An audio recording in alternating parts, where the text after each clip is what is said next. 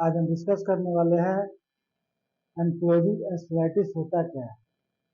Actually में वो अच्छा एकाएक नहीं आती है। वो शुरुआती जो दौर होता है, जो स्टार्टिंग का पीरियड होता है, उसका एज लिमिट होता है 18 से 35 या 40 वर्ष के एज में ये आती है। और इसका शुरुआती लक्षण है कि अगर सुबह में जब भी आप बिस्तर छोड़ रहे हैं, अगर आपके कमर में दर्द है, कमर में दर्द रह रहा है, उसके बाद आप ज़्यादा चल रहे हैं, उसके तो अगर वो धीरे धीरे आपको आराम हो जा रही है, तो आपको हो सकता है कि एंक्लोजिंग स्पाइटिस यानी HLA-B27 जो टेस्ट होता है वो पॉजिटिव मिले।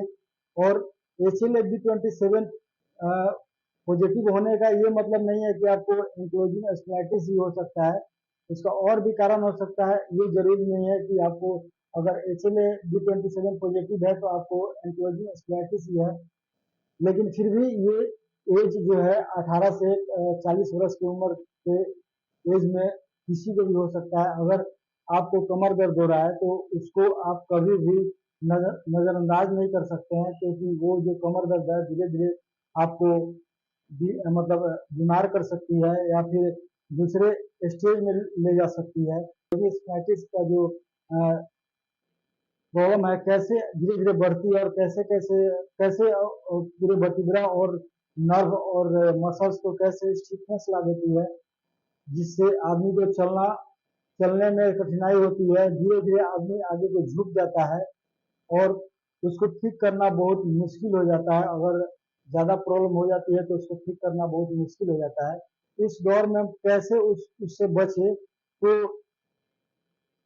हर एक आदमी को चाहे जो भी उम्र हो, लेकिन व्यायाम और एक्सरसाइज करना बहुत जरूरी है, योगा करना बहुत जरूरी है।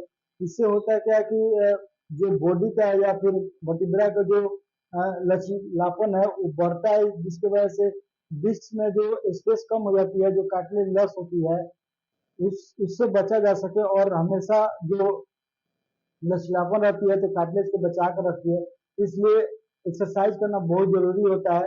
हर आदमी को अगर कमर दर्द स्टार्टिंग अगर हो गया है तो घर पे कम से कम 10 से 15 मिनट या आधा घंटा अपने कमर का एक्सरसाइज करना चाहिए। जो वर्टिब्रा में जो गैपिंग कम होने का चांस रहता है उससे बचना चाहिए। और रेगुलरली एक्सरसाइज करना चाहिए, अच्छी डाइट लेनी चाहिए और अपने आप को हमेशा फिट रहने की कोशिश करना चाहिए उसमें। नहीं तो आप उससे भयंकर बीमारियों से ग्रसित हो सकते हैं। तो होता क्या है मैं एक्चुअली बताना चाहता हूँ। तो देखिए ये जो है हमारे स्पाइन का ये पर्सन है, ये जो यहाँ से स्टार्ट है, जो मेरा सर्वाइकल पर्सन है, ये जो सर्वाइकल वर्टिब्रा है, इसमें 7 होता है। ये 1 2 3 4 5 6 7, यहाँ 7 तक आपका ये वर्टिब्रा ये सर्वाइकल का पर्सन हो गया। उसके बाद ये थ्रोसिस का जो होता है, थ्रोसिस का मतलब थ्रोसिस 12 होते हैं। तो यहाँ से जो 12 होते हैं, 12 तक 1 2 3 4 5 6 7 8 9 10 11 12, यहाँ तक आपका जो थ्रोसिस का एरिया है। तो यहाँ थ्रोसिस यहाँ से खत्म हो जा रही है। उसके बाद हम लोग को जो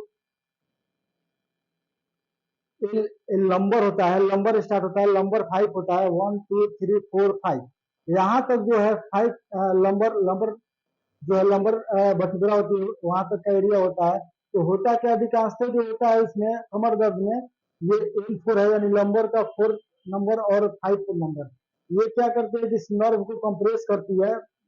वो होती कैसे है, जैसे आपका अगर ज्यादा आप ऑफिस में काम कर रहे हैं, आपको ज्यादा लैपटॉप पे काम करना है या कंप्यूटर पे काम करना है, हमेशा बैठ कर ही काम करते हैं, झुक कर काम करते हैं, उससे ये होता है क्या है कि इस पर दबाव पड़ता है और आप हमेशा इस टाइप से रहते हैं। तो ये होता क्या है कि यहाँ जो ये कार्टिलेज का पर्सन दिख रहा है और गैपिंग जो है, इसकी वजह से यहाँ ये लॉस होता है और इधर आकर डिपोजिट हो जाता है, कार्टिलेज होता है, जिसकी वजह से नर्व कंप्रेस करता है। आप यहाँ देख सकते हैं।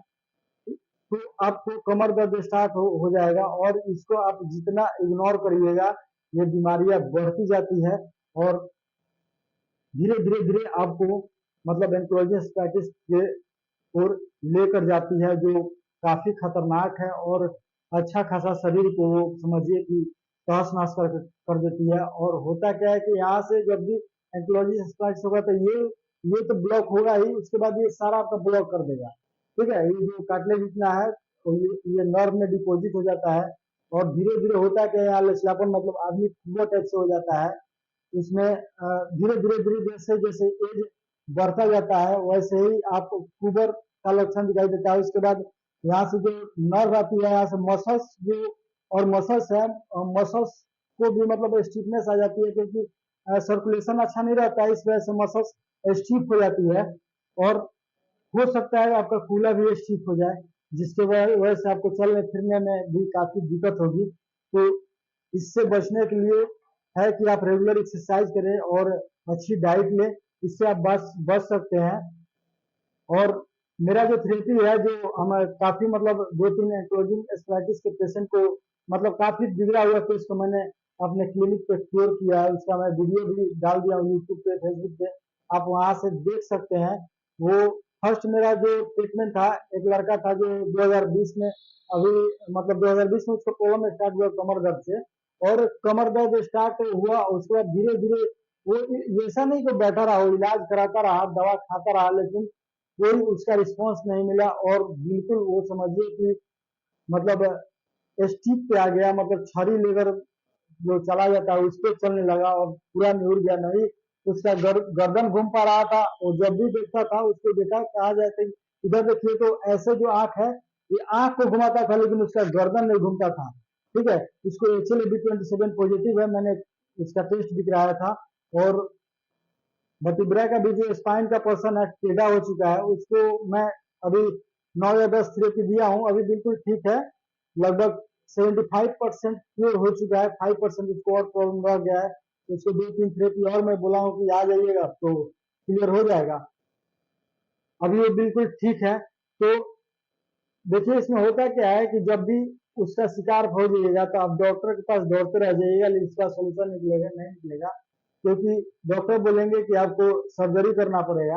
अगर सर्जरी से बचना चाहते हैं तो आप हमसे विजिट कर सकते हैं, मिल सकते हैं। अगर सर्जरी से बचना चाहते हैं, अगर सर्जरी करना चाहते हैं तो वो भी ऑप्शन ठीक है, लेकिन इससे बचना चाहते हैं तो एक बार जरूर विजिट करिएगा। तो